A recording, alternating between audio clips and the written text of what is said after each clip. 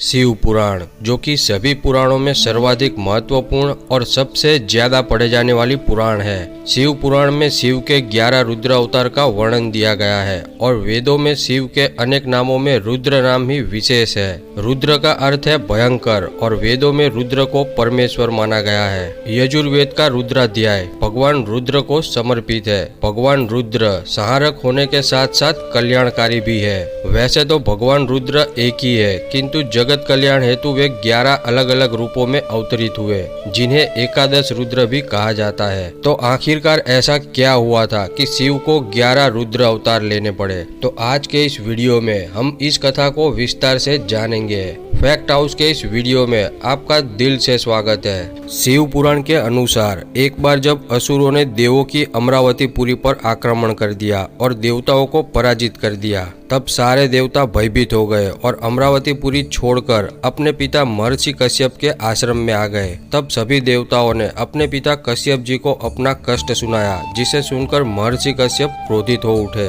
और देवताओं को इसका हल करने का आश्वासन देकर वे काशीपुरी चले गए, क्योंकि वे शिव के परम भक्त थे। वहां जाकर उन्होंने शिवलिंग की स्थापना की और तप करने लगे। फिर बहुत समय बीतने के बाद परम कृपालु परमेश्वर शिव तपस्या से प्रसन्न होकर वहां प्रकट हुए और कश्यप जी से वरदान मांगने को कहा। तब कश्यप जी ने देवताओं के कष्ट की पूरी बात बताई और कहा कि असुरों ने देवताओं को और यक्षों को पराजित कर दिया है, इसीलिए आप मेरे पुत्र रूप में प्रकट होकर देवताओं के कष्टों को दूर करें। तब भगवान शिव ने उन्हें ऐसा ही वरदान दिया। फिर महर्षि कश्यप अपने आश्रम वापस लौट आए और देवताओं को शिव के उनके घर अवतार लेने की बात बताई। तब सारे देवता खुश हो गए। फिर भगवान शिव ने अपना वचन पूरा करने हेतु महर्षि कश्यप की पत्नी सुरभि के गर्भ से 11 रुद्रों के रूप में अवतार लिया। भगवान शिव के इन 11 रुद्र अवतारों से पूरा जगत शिवमय हो गया, क्योंकि ये एकादशी रुद्र बहुत ही बलशाली और पराक्रमी थे।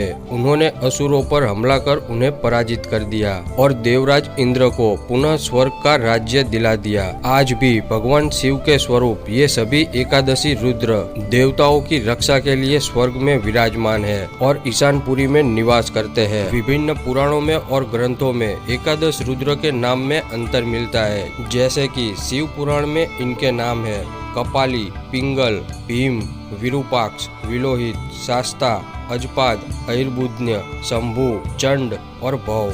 वहीं सेवागम के अनुसार इनके नाम कुछ इस प्रकार है: शंभु, पिनाकी, गिरीश, स्थाणु, भृग, सदाशिव, शिव, हर, सर्व, कपाली और भव। और श्रीमद् भागवत के अनुसार इनके नाम इस प्रकार है: मन्यु, मनु, महिनस, महान, शिव, रुद्रध्वज, उग्ररेता, भव, काल, वामदेव और ध्रुतव्रत है। इन 11 रुद्रों की कथा पढ़ने का काफी महात्म्य है।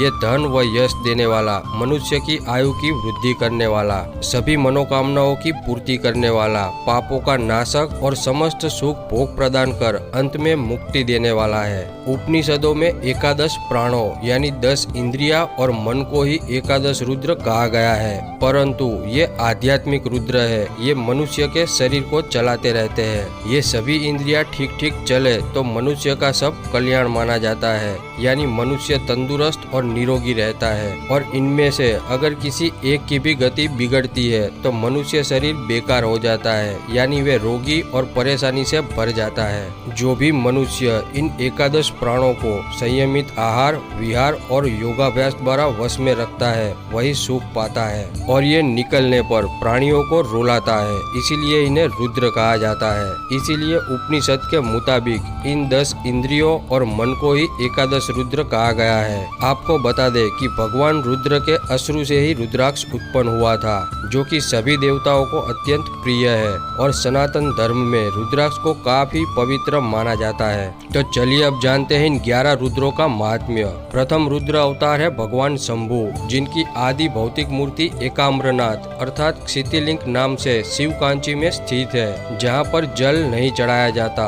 उन्हें सिर्फ चमेली का तेल ही चढ़ाया जाता है। द्वितीय रुद्र अवतार है पिनाकी, जो चारों वेदों को धारण करते हैं और भगवान पिनाकी ने ही गायत्री गायत्री मंत्र दिया है और पिनाकी भगवान ने ही भगवान ब्रह्मा और विष्णु को वेदों का उपदेश दिया। भगवान पिनाकी की जल मूर्ति चेन्नई के श्रीरंगम से 1 मील दूरी पर स्थित है। इसे जल तत्व लिंग या फिर जम्बुकेश्वर लिंग से जाना जाता है। तीसरा रुद्र अवतार है गिरीश। जब माता पार्वती ने गिरिराज हिमालय के यहाँ जन्म लिया, उसी समय महादेव भी हिमालय के उसी प्रांत में तपस्या हेतु पधारे थे और इसीलिए उन्हें हिमालय का कैलाश पर्वत अति प्रिय है। और कैलाश पर्वत के रहस्यों को तो आप जानते ही होंगे। अगर नहीं जानते तो हमने इस पर भी एक वीडियो बनाई है जिसकी लिंक आपको डिस्क्रिप्शन में मिल जाएगी, तो उसे एक बार जरूर देखना। चौथा रुद्र अवतार है स्थाणु। संपूर्ण देवमंडल के प्रणमय भगवान स्थाणु ही है। जब ताड़कासुर का अंत करना असंभव था, तब देवताओं को ब्रह्मा जी ने बताया कि उसकी मृत्यु भगवान शिव के पुत्र से ही हो सकती है। तब भगवान शिव और माता पार्वती के बड़े पुत्र कार्तिकेय ने ताड़कासुर का वध किया था।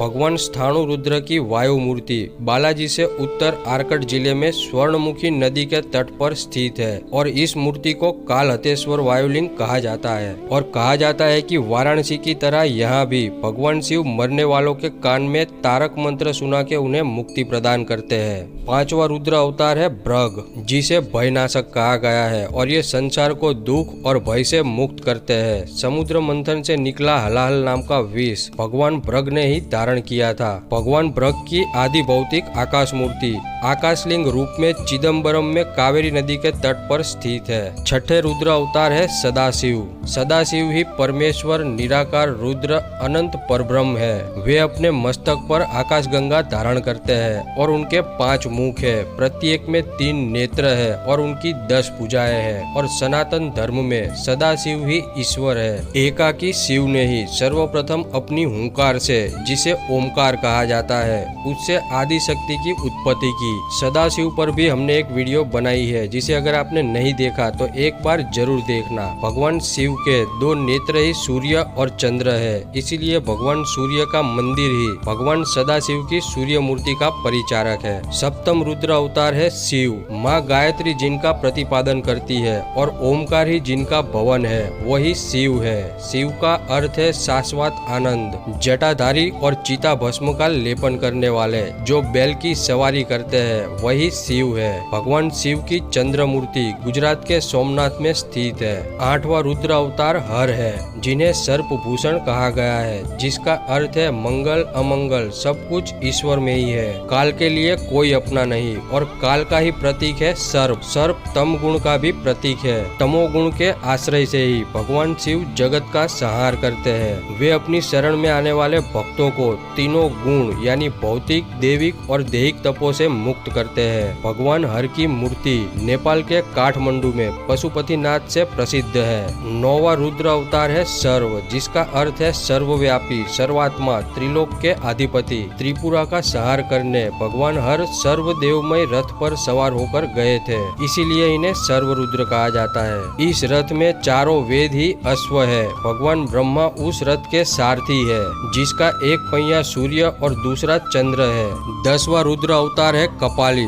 दक्ष के यज्ञ का विध्वंस करने वाले तथा क्रोधित मुख वाले कपाली ही है, जिन्होंने एक बार ब्रह्मा जी को दंड देने के लिए उनका 5वां सिर काट दिया था और इसीलिए ब्रह्मा के कपाल को धारण करने वाले रुद्र को कपाली कहा गया है। उन्होंने ही अपनी जटा से वीरभद्र और महाकाली को प्रकट किया, जिन्होंने प्रजापति दक्ष का सिर काट दिया था। 11वां रुद्र अवतार है भव। संपूर्ण सृष्टि के कण कण में जो व्याप्त है और रुद्र का एक 11वां स्वरूप जगत गुरु के रूप में वंदनीय है। इन्होंने ही वेदांत और योग का उद्देश्य देकर आत्म कल्याण का मार्ग प्रशिष्ट किया है। इनकी कृपा बिना ज्ञान, विज्ञान, विद्या, योग और भक्ति के रहस्यों को समझना असंभव है। भगवान भव ही अलग अलग कल्पों में सद्योजात, वामदेव, तत्पुरुष, अघोर और ईशान रूप में भगवान ब्रह्मा को आदि गुरु बनकर योग शास्त्र का उपदेश देते हैं। तो ये थी भगवान शिव के 11 रुद्र अवतार की कथा, जिन्हें केवल सुनने मात्र से ही मनुष्य को पुण्य की प्राप्ति होती है और शिव कृपा बनी रहती है। तो अगर ये जानकारी आपको अच्छी लगी तो वीडियो को ज्यादा से ज्यादा शेयर करें और चैनल को सब्सक्राइब करके बेल आइकॉन जरूर दबाएं। तो मिलते हैं अगली वीडियो में। हर हर महादेव, जय सिया राम।